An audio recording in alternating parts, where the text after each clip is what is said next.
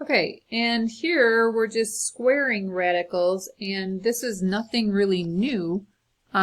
Just think about what squaring means. Squaring means the same thing times itself. So you can just write it out twice. And then just talk about what we just did. 2 times 2 is 4. Square root of 3 times the square root of 3 is 9. We know the square root of 9. It's a perfect square.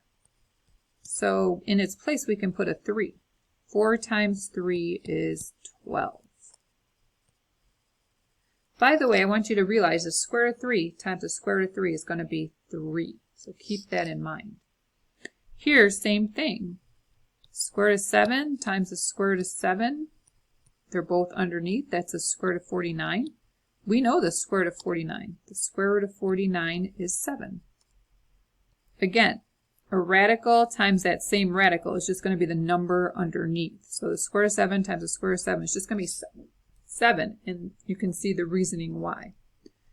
All right, so we have 5 root 2 times 5 root 2, which is 25 root 4. We know the square root of we know the square root of 4 is 2. Wow. I'm sorry, I said 25 and I wrote 24. So you get 25 times 2, and that's going to be 50.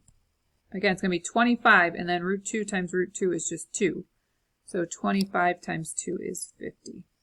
And here, maybe you can even guess this one without writing. The square root of 25 times the square root of 25 is going to be the square root of 625. Now that I'm not sure you're familiar with. Square root of 625 is 25. We could have gotten that from just seeing the square root times the same square root as 25, or we know this is 5, and this is 5. 5 times 5 is 25. All right, that's it. We need this stuff for what we're going to learn on Wednesday. We're going to do a little Pythagorean theorem. Love Pythagorean theorem. All right, hope you guys have a great Monday.